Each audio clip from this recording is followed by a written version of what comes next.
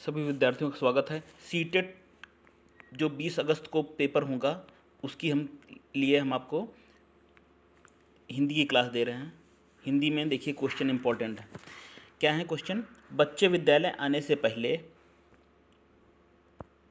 ठीक है, विद्यालय आने से पहले बच्चे क्या करते हैं? चारों ऑप्शन में देखिए।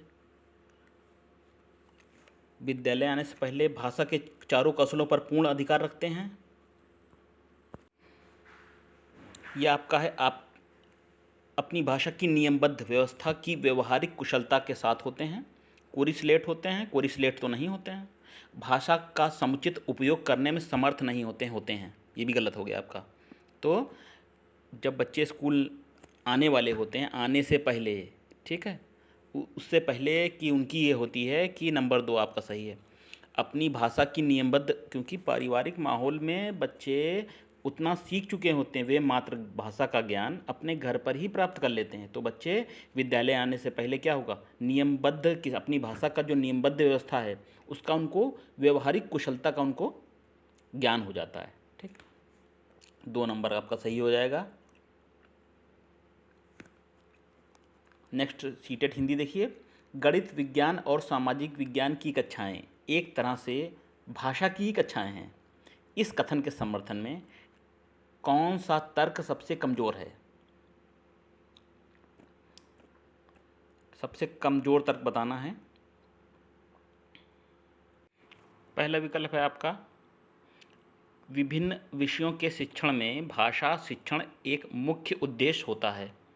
ठीक, ये आपका तर्क है।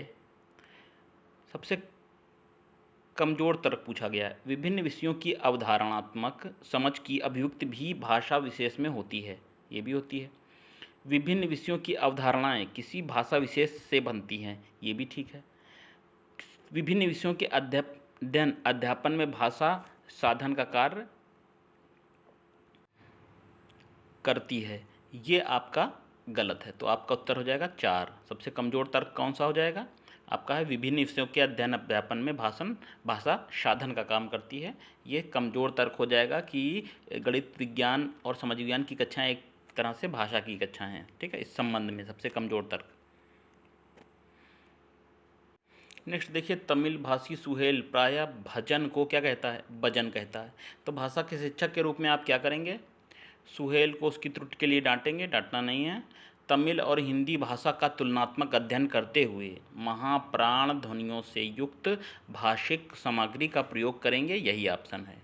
जब विद्यार्थियों अधिकतर प्रश्न का जब उत्तर दिया हो तो उत्तर जो व्याख्या करके दिया हो, व्याख्यात्मक हो, वही होता है अधिकतर, ज़रूरी नहीं है। अब जैसे इसमें है तमिल, और उसको हम बच्चे को बताएंगे तमिल का भजन और हिंदी में का भजन बोल के बताएंगे, उसको ध्वनियों का फ़र्क समझाएंगे। ठीक है, तो वही चीज़ है, उनको तुलनात्मक अध्ययन कराएंगे और महाप्राण ध्वनियाँ जो हैं उससे हम छात्र को अवगत कराएंगे। ठीक, सुहेल को बताएंगे सही शब्द भजन है, नहीं दो भजन और बार बार उच्चारण करवाएंगे, ऐसा नहीं है। ठीक है, दोनों भाषाओं को हम बताएंगे, उसमें तुलना बताएंगे कि इसमें तमिल में ये बोलते हैं, हिंदी में ये बोलते हैं। ठीक है, और महाप्राण जो ध्वनियाँ है उससे परिचित कराएंगे। अगला है प्रवाहमयता मौखिक अभिव्यक्ति की एक महत्वपूर्ण विशेषता है। निम्नलिखित में से किसमें प्रवाहमयता का संबंध सर्वाधिक है? इसमें आपका उत्तर होगा विराम चिन्हों के उचित प्रयोग से अभिव्यक्ति में सम्यक गति। ठीक, तो एक नंबर आपका ऑप्शन सही होगा। जब कोई वक्ता प्रवाह तरीके से बोलता है, मतलब एक साथ में बोलता है, ठीक है, प्रवाहमयी उसकी भाषा होती है, तो उसमें सबसे अधिक महत्वपूर्ण जो होता है वो कहाँ पर विराम चिन्हों का प्रयोग कर रहा है। ठीक है, जो विराम चिन्ह हैं उनका कहाँ तक प्रयोग कर रहा है, कहाँ प्रयोग कर रहा है। तो प्रवाहमयता का संबंध सबसे ज़्यादा किससे है? विराम चिन्हों से, कि कहाँ पर रुक रहा है, कहाँ पर अल्प विराम है, कहाँ पर पूर्ण विराम दे रहा है वो। तो ये आपका 1 नंबर हो जाएगा ऑप्शन। ठीक, अगला देखिए कि यह क्या है, हिंदी विषय के मूल्यांकन हेतु वस्तुनिष्ठ प्रश्न पत्र की आवश्यकता का मुख्य कारण क्या है? अच्छा, हिंदी विषय का मूल्यांकन करना है तो वस्तुनिष्ठ MCQ जो दिए हुए हैं उसकी आवश्यकता है। तो इसका मुख्य कारण क्या होता है? तो MCQ के संबंध प्रश्न है कि सबकी इसकी आवश्यकता का मुख्य कारण ये है। देखिए, अब जितने एग्ज़ाम होते हैं 1 डे एग्ज़ाम्स, ठीक है, सब में MCQ ही पूछते हैं। इसका कारण ये होता है, इसके माध्यम से बहुविकल्पी वस्तुनिष्ठ प्रश्नों के माध्यम से एक छात्र की संपूर्ण मतलब विषय पर ज्ञान का पता चल जाता है और टेस्ट उसका मूल्यांकन भी हो जाता है और परीक्षा का जो कार्य है वो भी हो जाता है, छात्र का भी जो है टेस्ट हो जाता है। तो छात्रों को अंक देना सरल और अधिक विश्वसनीय होता है, ठीक है। अंक देना भी आसान होता है मूल्यांकन में, वस्तुनिष्ठ मूल्यांकन में, ठीक। और ये विश्वसनीय भी है कि 1 नंबर का क्वेश्चन है, सही लिखा है, एक शब्द लिखा है, सही देते चले गए। विश्वसनीय भी है और सरल भी है, ठीक है। 1 नंबर का प्रश्न है, सभी एक ही देंगे, सही लिखा है तो, ठीक।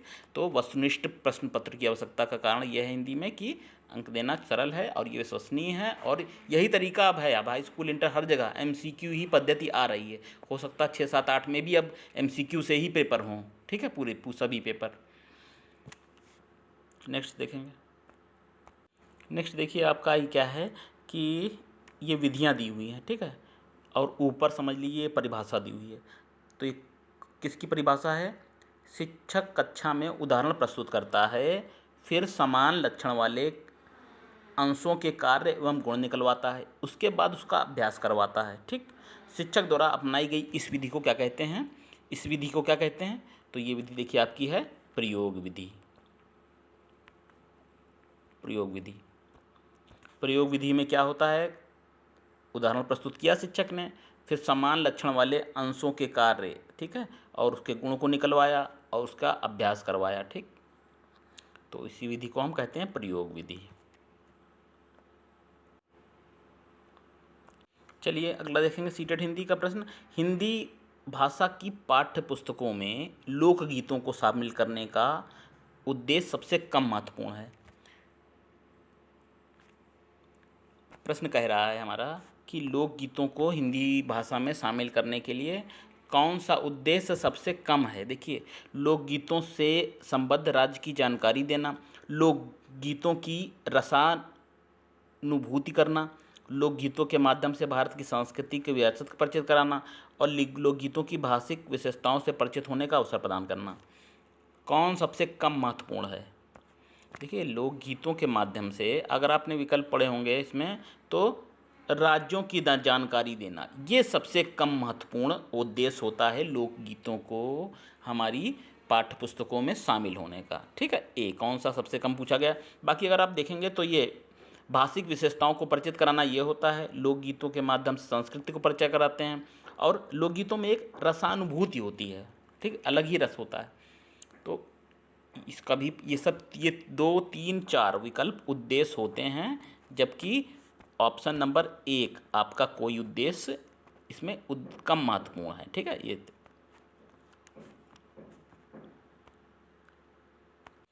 अगला देखिए, भाषा की प्रकृति के संबंध में कौन सा कथन सही नहीं है।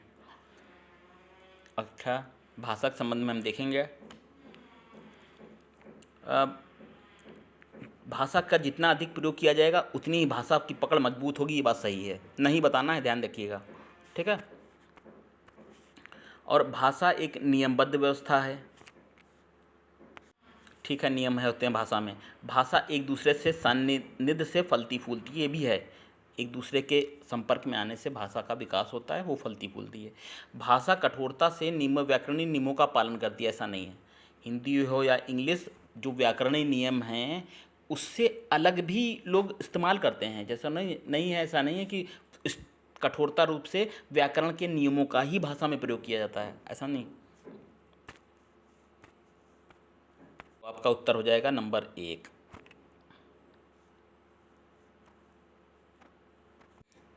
है नेक्स्ट आपका, प्राथमिक स्तर पर आप कहानियों कविताओं के में किस पक्ष को सबसे ज़्यादा महत्वपूर्ण मानते हैं। तो कहानी और कविताओं में सबसे महत्वपूर्ण पक्ष पूछा गया है ना। क्या है इसमें महत्वपूर्ण पक्ष? देखिए, कहानियों व कविताओं में व्याकरणिक नियमों की जानकारी की दृष्टि से समृद्ध होना, आपका 2 नंबर का जो ना ये सही है। जब आप कहानियाँ और कविताएं होती हैं आप प्राथमिक स्तर पर कोर्स में, तो उनका व्याकरणिक नियमों के अंतर्गत उनको होना चाहिए, ठीक है। व्याकरणीय नियम और उनकी जानकारी के अंतर्गत उनको आना चाहिए। ये 2 नंबर का ऑप्शन जो है इसमें सही होगा। तो हमने आपको बताया कि व्याकरण की दृष्टि से कहानियाँ और कविताएं मजबूत होनी चाहिए, ठीक। ये चीज़, जिन बच्चों को पढ़ने में कठिनाई होती है वे किस चीज़ से प्रभावित हो सकते हैं? तो जिन बच्चों को पढ़ने में कठिनाई होती वे डिसलेक्सिया से प्रभावित हो सकते हैं। कहाँ है आपका डिसलेक्सिया? 3 नंबर में है। डिसलेक्सिया क्या होती है? पढ़ने लिखने संबंधी एक विकार है जिसमें बच्चों को शब्द को पहचानने, पढ़ने और याद करने, बोलने में परेशानी होती है, ठीक है। रा और ला, जैसे रा को बच्चे ला कहते हैं, ला को रा कहते हैं। पी और बी को नहीं पहचान पाते हैं। डब्लू और एम में कभी कभी अंतर करने नहीं पाते हैं, तो डिसलेक्सिया उसको बोलते हैं। जिस डिसलेक्सिया में बच्चों को शब्दों को पहचानने, पढ़ने, याद करने, बोलने में परेशानी होती है। अगला है, क्या है? विद्यालयों की पाठचर्या सहगामी क्रियाएं ऐसी हों जो बच्चों को किस चीज़ का अवसर प्रदान करने, किस चीज़ का अवसर प्रदान करें? बच्चों की पाठचर्या सहगामी क्रियाएं ऐसी हों जो बच्चों को भाषा प्रयोग के अवसर प्रदान करें, ठीक है। भाषा प्रयोग के अवसर प्रदान करें। लिखित अभिव्यक्ति नहीं है, अभिनय नहीं है, मौखिक अभिव्यक्ति नहीं है। आपका क्या है? 3 महत्वपूर्ण चीज़ ये विद्यार्थियों नोट करते रहिएगा। नेक्स्ट देखिए, इसमें कुछ तरह के वाक्य दिए हैं। पत्नी से क्या कहा जा रहा है? जल्दी करो हमें देर हो जाएगी, ठीक। सहकर्मी से क्या कहा जा रहा है? जाने का समय हो गया है, अब हमें बैठक के लिए देर हो जाएगी। और वरिष्ठ नियोक्ता से क्या कहा गया है? महोदय शाम के 4 बज गए हैं, बैठक 4:15 बजे है, क्या हमें चलना चाहिए? तो भाषण के इन भिन्नता को स्वरूप को क्या कहेंगे? भाषण में जो भिन्नता हो, अलग अलग परिस्थितियों में अलग अलग तरह की भाषाएं बोली जाती हैं, ठीक है। घर पे और हिसाब से बोलता है, सहकर्मी से और हिसाब से बोलता है, ठीक है। और वरिष्ठ, एक व्यक्ति की भाषा घर में कुछ और होती है, ठीक है। अपने साथ काम करने वाले होते हैं उनके साथ कुछ और होती है, अधिकारियों के साथ कुछ और होती है। तो इसको आप कहेंगे रजिस्टर। नोट कर सकते हैं ये चीज़, रजिस्टर। भाषा की भिन्नता को क्या कहते हैं? रजिस्टर कहते हैं। नेक्स्ट देखें, समूह प्रस्तुति के दौरान यदि किसी विद्यार्थी के द्वारा अनुचित व्यवहार प्रदर्शित किया गया है, तब एक अध्यापक होने के नाते आप क्या करना चाहोगे? अच्छा, इसमें क्या कर सकते हैं आप? समूची कक्षा के सामने उस पर चिल्लाना नहीं है, उसे कुछ नहीं कहेंगे, स्वशासन होने की उपेक्षा करेंगे, ऐसा भी नहीं है। उससे सभी के सामने बात करेंगे नहीं, उससे बात करनी है, सभी के सामने नहीं, अलग बात करनी है उससे। 2 नंबर का ऑप्शन हो जाएगा आपका, ठीक है।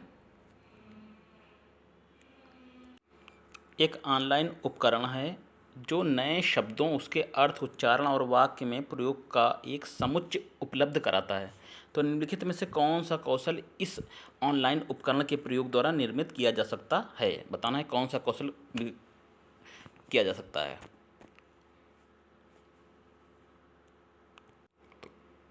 इसमें होगा आपका दी गई पाठ सामग्री को प्रवाहपूर्ण पढ़ना। 4 नंबर का ऑप्शन होगा आपका।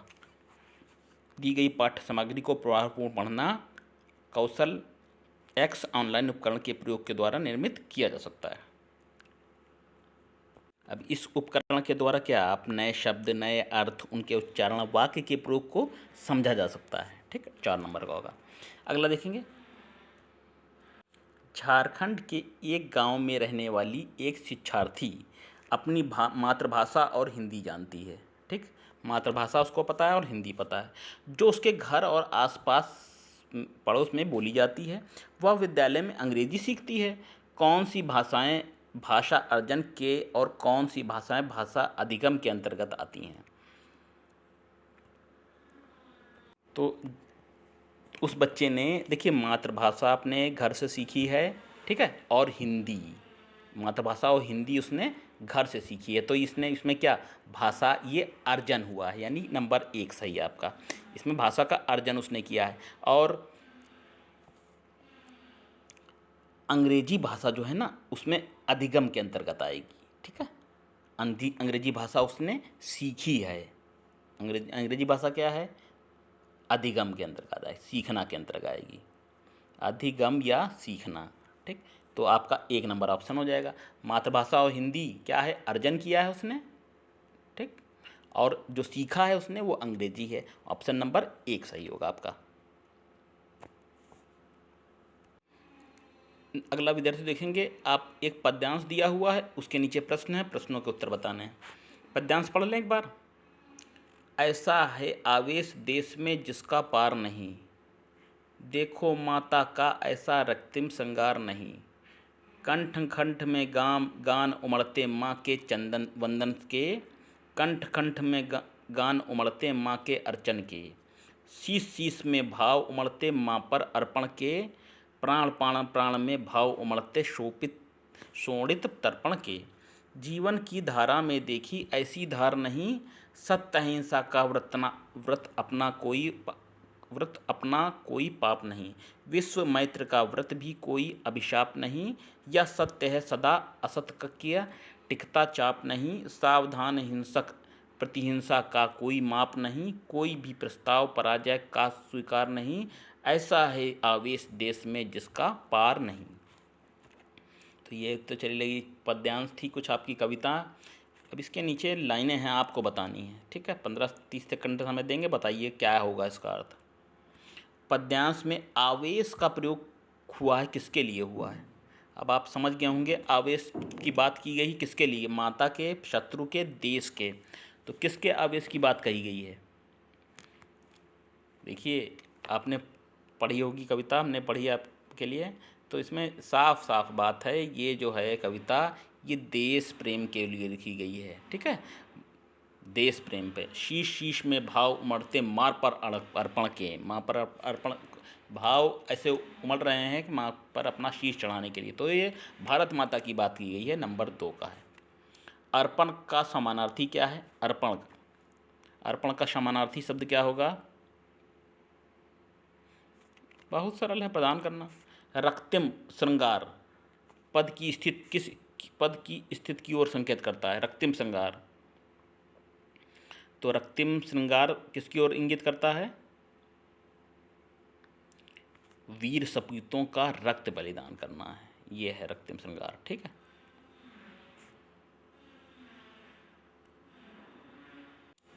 चलिए शोणित तर्पण से क्या आशय है, शोणित तर्पण, ठीक। जो शोणित तर्पण आया है तो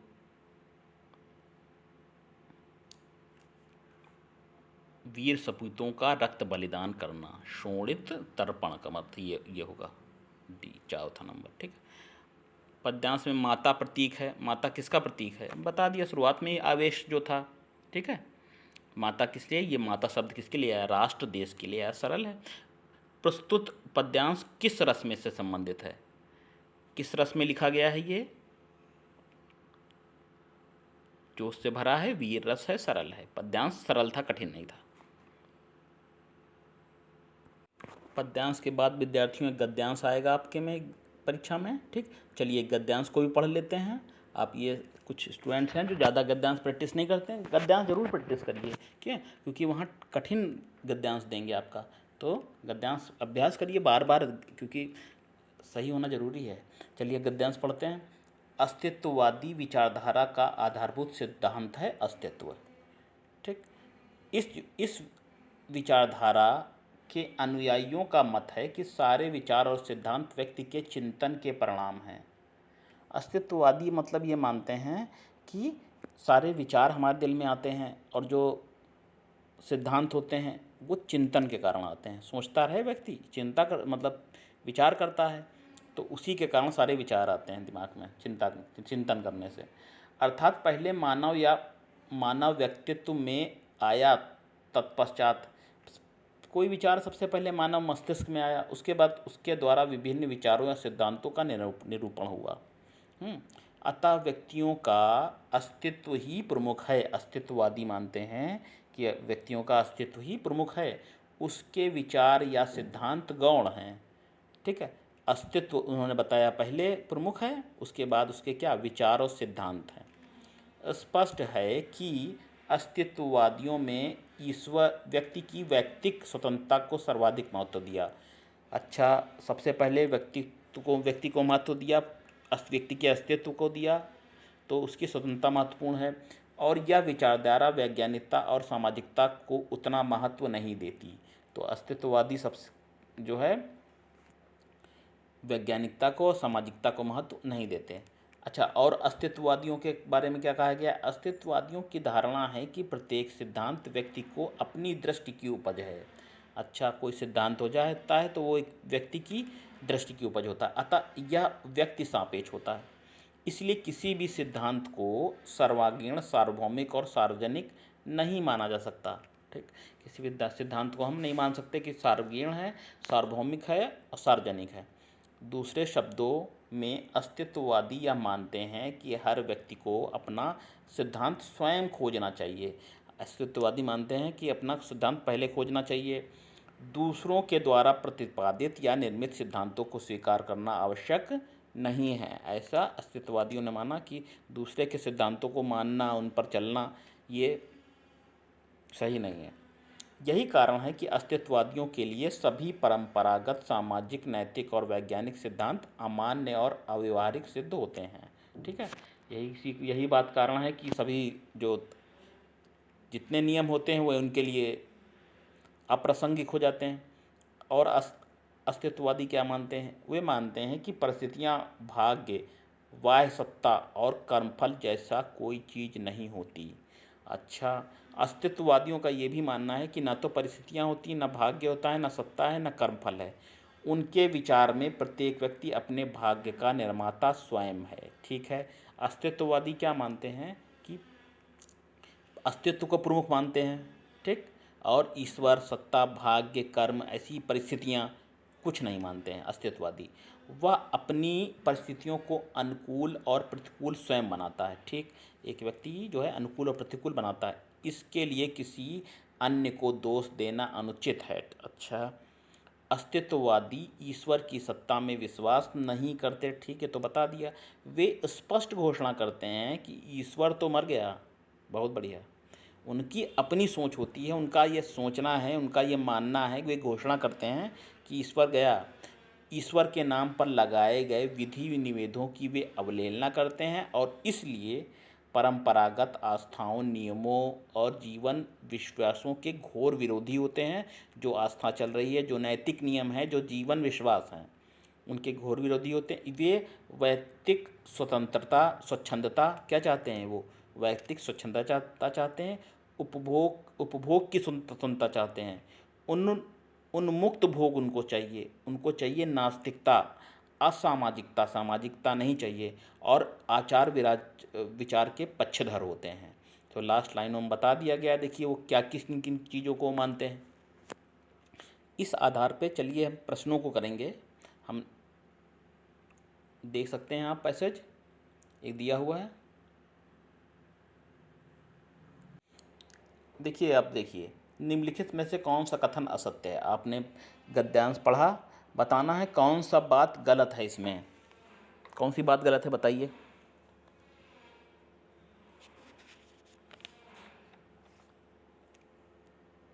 देखिए, स्पष्ट बताया गया है नंबर 3 में। अस्तित्ववादी ईश्वर की सत्ता में विश्वास नहीं करते किंतु मंदिर जाते हैं। ये गलत है, ये ऐसा कुछ नहीं कहा गया है। ठीक है, बाकी 1, 2 और 4 सही है। ठीक, तो आपका गलत क्या होगा? 3 नंबर। अब देखिए, परंपरागत आस्था में क्या होता है? परंपरागत आस्था में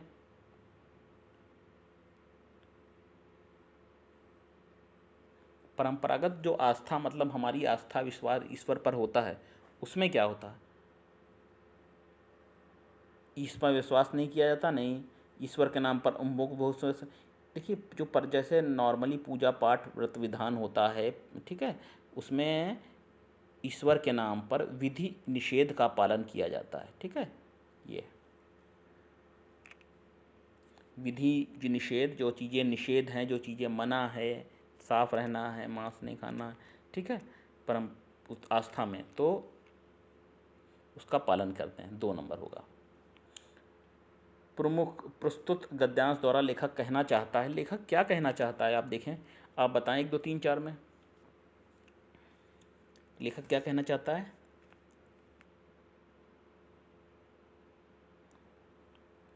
अस्तित्ववाद महान होते हैं, नहीं कहना चाहता है। परंपरा में विश्वास रखने वाले लोग महान होते हैं, ये भी नहीं है। और वो लेखक बताना चाहता है कि अस्तित्ववादी विचारधारा क्या है, इस पर अपना दृष्टिकोण रखना चाहता है। तो नंबर 3 आपका सही है, ठीक, चौथा गलत है, 3 नंबर सही है। अगला है, अस्तित्ववादियों के अनुसार जीवन में आई प्रतिकूल परिस्थितियों के लिए कौन दोषी है, कौन देश दोषी है। वे सोचते हैं अपने भाग के कोई के स्वयं निर्माता हैं, कोई बाह्य शक्ति, परिस्थितियाँ, दैवी शक्ति नहीं होती है। तो इसका हो जाएगा व्यक्ति स्वयं अपने ऊपर हुई आई विपरीत और प्रतिकूल परिस्थितियों के लिए जिम्मेदार होता है। ऑप्शन नंबर 1 हो जाएगा आपका सही, ठीक। चलिए कुछ प्रश्न और हैं बचे हैं। उपयुक्त गद्यांश का सबसे महत्वपूर्ण शीर्षक कौन सा होगा, कौन सा शीर्षक होगा।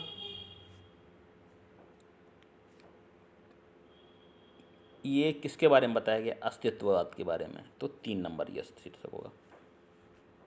सापेक्ष का विपरीत क्या होगा, सापेक्ष, धर्म सापेक्ष, धर्मनिरपेक्ष। 3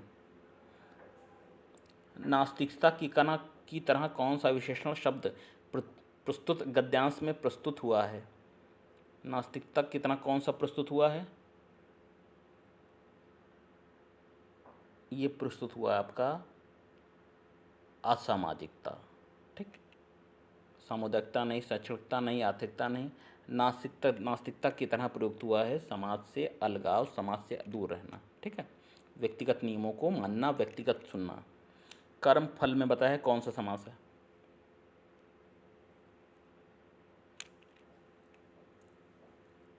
कर्मफल में है तत्पुरुष समास, 1 नंबर। लास्ट बताइए, इस विचारधारा के अनुयायियों को वाक्य में रेखांकित शब्द कौन सा है। इस शब्द क्या है, ये इस शब्द,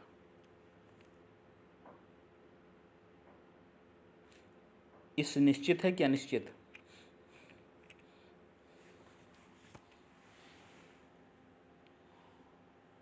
नंबर 2 है, इस है आपका निश्चयवाचक सर्वनाम, ठीक है। 2 नंबर है आपका निश्चयवाचक सर्वनाम, इस शब्द।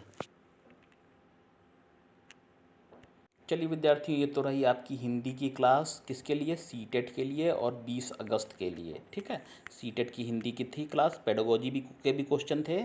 आप वीडियो को शेयर करिए ज़्यादा से ज़्यादा और लाइक करिए, और हम इस तरह से आपके लिए अब 20 अगस्त की तैयारी कराते रहेंगे। जितने जो 4 पोर्शन आते हैं आपके, सब हम आपको क्लास देते रहेंगे। जुड़े रहिए चैनल पे, अपनी भी तैयारी करते रहिए। फिर मिलेंगे, नमस्ते।